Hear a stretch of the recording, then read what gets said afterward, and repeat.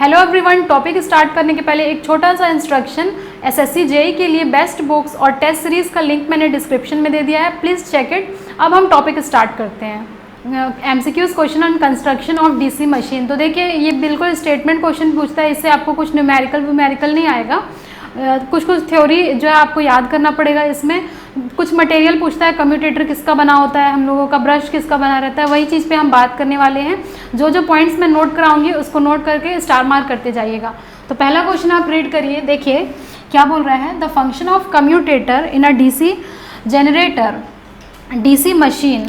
तो कम्यूटेटर का फंक्शन, जब मैं कंस्ट्रक्शन पढ़ा रही थी वहाँ मैंने डिटेल डिस्कशन किया हुआ था आपसे कि कम्यूटेटर का फंक्शन क्या होता है। तो देखिए, कम्यूटेटर का फंक्शन हमारा क्या होता है।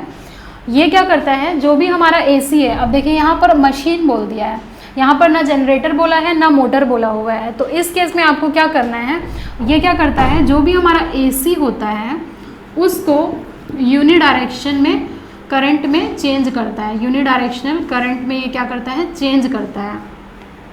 ठीक है, तो देखिए यहाँ पर हमारा क्या है, पहला option unidirectional current to direct current, तो ये हमारा ऑप्शन हो गया गलत। सेकंड ऑप्शन क्या बोल रहा है, alternating current to unidirectional current, तो ये आंसर हो गया सही। लेकिन हम एक और ये देख लेते हैं, सी और डी की भी बात कर लेते हैं। एसी टू डीसी और एसी टू एसी, तो ये हमारा ऑप्शन हो गया गलत। तो देखते हैं, अब ये देखिए इसका आंसर हो जाएगा बी, यूनिडायरेक्शनल करंट। इसमें अब आपको क्या करना है, आपसे क्वेश्चन कम्यूटेटर के बारे में पूछता है। एक स्टेटमेंट ये आपको ध्यान रखना है। सेकंड स्टेटमेंट हम देखते हैं नेक्स्ट क्वेश्चन में। ठीक है, तो ये जो है बहुत इंपॉर्टेंट है कम्यूटेटर। एक ना एक क्वेश्चन आपके एग्जाम में ज़रूर पूछने वाला है कम्यूटेटर से, तो याद कर लीजिए, नोट कर लीजिए। कहीं अगर भूलते हैं तो इसको आप नोट करके स्टार मार्क कर लीजिए कि रिवीजन आपको करके जाना है इसके लिए। अब हम देखेंगे सेकेंड क्वेश्चन में। सेकेंड क्वेश्चन क्या बोल रहा है, देखिए, इन अ डीसी जनरेटर, एक डीसी जनरेटर में कम्यूटेटर एक्ट एज अ, कैसा कम्यूटेटर एक्ट करता है। तो डिस्कशन किए थे, हम देखे थे, नोट कर लीजिए। अगर जनरेटर दिया रहेगा आपको, अगर जनरेटर दिया रहेगा तो commutator act as a rectifier, rectifier की तरह काम करेगा। अब क्यों काम करता है, देखिए, क्योंकि जनरेटर में जब भी ईएमएफ इंड्यूस्ड होता है वो होता है एसी नेचर का। हमारा ईएमएफ इंड्यूस्ड होता है वो, उसका नेचर होता है एसी। लेकिन एसी नहीं हो सकता आउटपुट में, हम लोग को क्या करना पड़ता है, कम्यूटेटर यूज़ करना पड़ता है और हमें उसे कन्वर्ट करना पड़ता है डीसी में। तो AC is converted to DC using a rectifier. तो एक क्वेश्चन तो आपसे ये पूछ सकता है कि द फंक्शन ऑफ रेक्टिफायर, तो आपको पता होना चाहिए कि it converts alternating current to direct current. देखिए यहाँ पर second, commutator act as a rectifier in a DC generator, क्योंकि मोटर में ये एज अ इन्वर्टर काम करता है। तो ये चीज़ आपको नहीं भूलना है, याद रखना है, इन्वर्टर और रेक्टिफायर। जनरेटर में एज अ रेक्टिफायर, मोटर में एज अ इन्वर्टर, तो ये ध्यान रखिएगा। ये हो गया हमारा सेकंड क्वेश्चन। और भी कुछ क्वेश्चन की बात कर लेते हैं, तो देखते हैं थर्ड क्वेश्चन क्या बोल रहा है हमारा, brushes are provided in a DC motor for.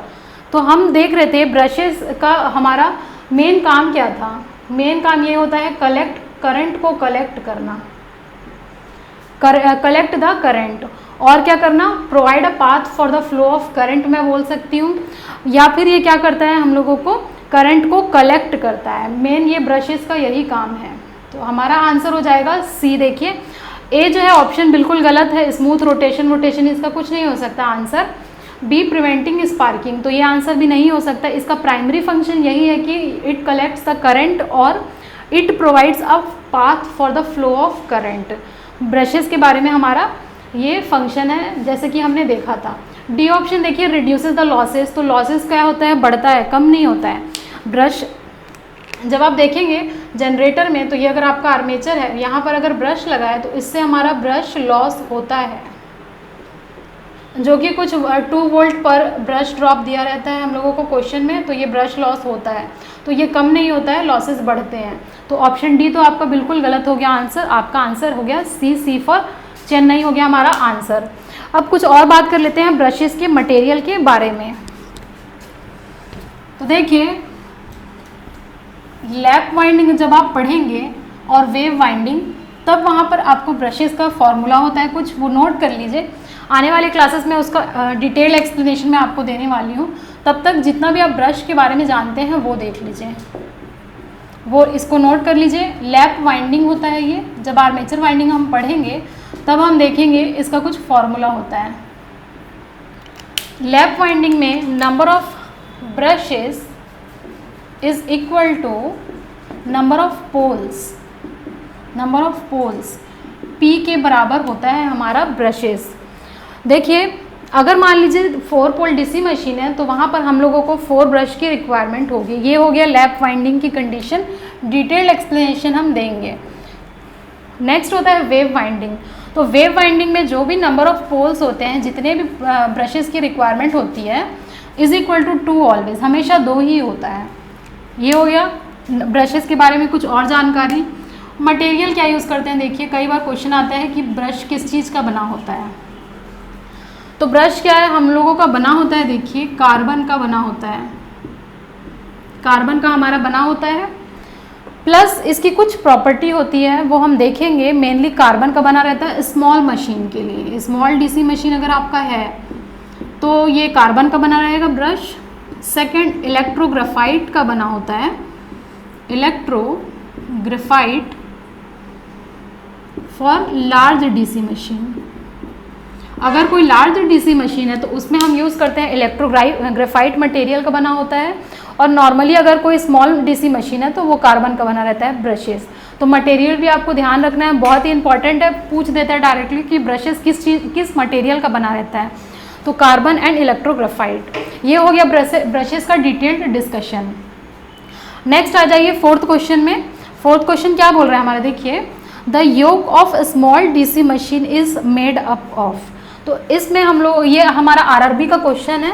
तो आरआरबी में ये क्वेश्चन पूछा हुआ था, सिंपल सा फैक्ट बेस्ड है, ये चीज़ आपको याद रखना पड़ता है, बिल्कुल फैक्ट बेस्ड है। मटेरियल आपको याद करना है, इसमें कुछ भी ज़्यादा समझने का नहीं है। 4th क्वेश्चन का देखिए, जो आउटर हमारा रहता है ये वाला, आउटर जो रहता है उसको हम बोलते हैं योक। तो योक का फंक्शन हम देख चुके थे, मटेरियल भी देख चुके थे, तो एक बार मैं और एक्सप्लेन कर दूं।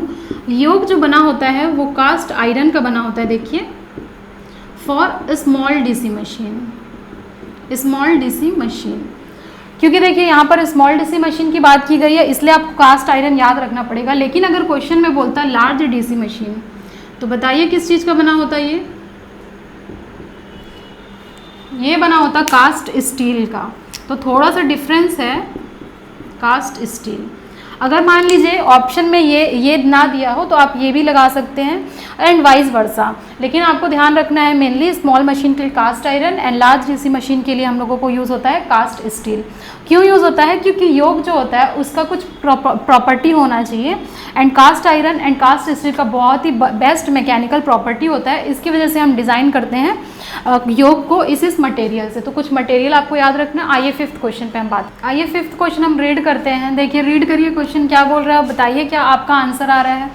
Field coil of a DC generator are generally made of. तो बताइए फील्ड कॉइल अगर है किसी भी मशीन का, वो डीसी जनरेटर हो, डीसी मोटर हो, या फिर कोई भी मशीन हो, उसका फील्ड कॉइल किस चीज़ का बना होता है। तो सबसे पहले हमें ये देखना पड़ेगा कि फील्ड कॉइल का काम क्या होता है इन अ डीसी जनरेटर।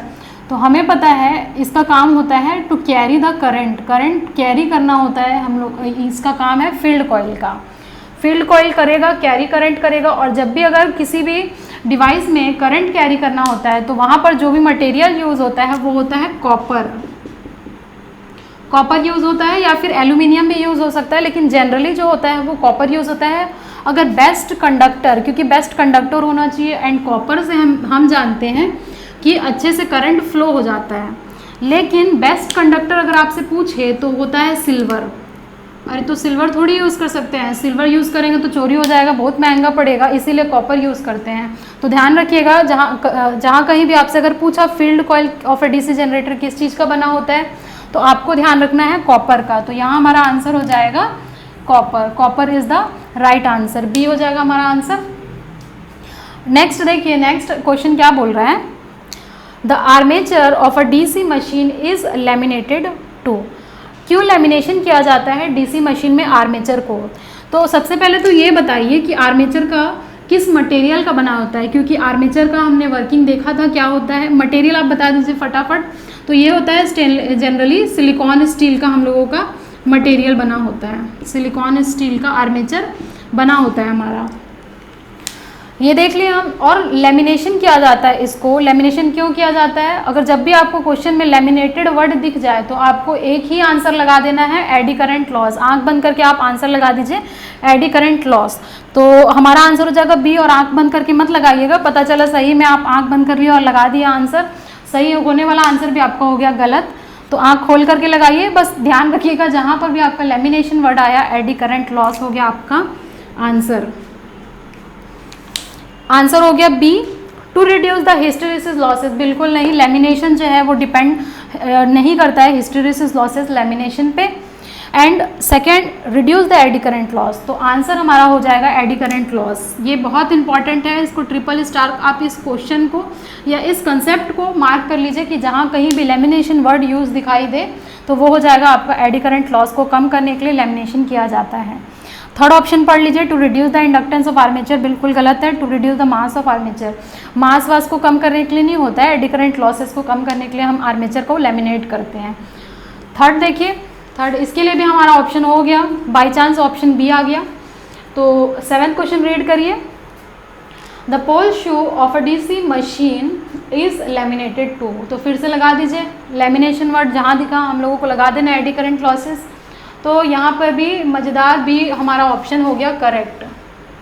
तो ऐसे ही होना चाहिए एग्जाम में, बी बी बी सी सी सी, तब आएगा मज़ा। तो ठीक है, ये एडी करंट लॉस आपका सही आंसर है। हिस्टेरेसिस लॉसेस नहीं होता है। हिस्टेरेसिस लॉसेस के लिए हम लोग को कम करने के लिए कुछ % सिलिकॉन ऐड करना होता है, तो ये ध्यान रखिएगा आप। डिक्रीज बोथ द लॉसेस, बिल्कुल नहीं, गलत है आंसर आपका, ये गलत ये गलत। आंसर हो जाएगा eddy current losses. 8th question हम देखते हैं, द कम्यूटेटर। तो मतलब कम्यूटेटर तो आप एकदम दिमाग में बैठा लीजिए कि एक क्वेश्चन कम्यूटेटर से आपका आने ही वाला है हमारे SSC JEE में। The commutator of a DC motor. तो अभी मैंने डिस्कस किया था डीसी जनरेटर के बारे में। देखिए ये भी हमारा प्रीवियस ईयर का ही क्वेश्चन है, DC motor. The commutator of a DC motor serves the purpose of. अब हमें पता है कि डीसी मोटर में कम्यूटेटर एज अ इन्वर्टर काम करता है कि रेक्टिफायर, बताइए। ये काम करता है एज अ इन्वर्टर, और जनरेटर में एज अ रेक्टिफायर काम करता है। और हमें पता है हमारे घरों में इन्वर्टर लगा होता है अगर, तो इन्वर्टर का काम क्या होता है, DC टू AC कन्वर्ट करता है। ये इसमें कंफ्यूज होने का कोई चांस नहीं है कि AC टू DC, DC टू AC। तो इन्वर्टर में हमारा लगा रहता है बैटरी, और बैटरी होता है DC पे काम करता है, DC टू AC कन्वर्ट हो जाता है, उसको बोलते हैं इन्वर्टर। तो यहाँ से आपका एक बेसिक का क्वेश्चन इन्वर्टर का बन गया, रेक्टिफायर का बन गया, कम्यूटेटर का बन गया। एंड लगा लीजिए ऑप्शन, आप अब बताइए क्या आंसर है। चेंजिंग AC टू DC गलत हो गया, ये तो रेक्टिफायर काम करता है। चेंजिंग DC टू AC ये बिल्कुल सही है। तो इस चारों क्वेश्चन का आंसर बी था, लेकिन ऐसे नहीं देता है, ये तो मैं जनरली ले ली हूँ, बाई चांस आ गया आपका। सी, रिड्यूसिंग द फ्रिक्शन नहीं होता है ये, avoiding arc at the brushes. तो ये सब नहीं होता है, कम्यूटेटर का काम सिर्फ 2 ही होता है। ऑल्टरनेटिंग करंट को यूनिडायरेक्शनल में कन्वर्ट करना, as a full wave rectifier की तरह काम करता है ये DC जनरेटर में।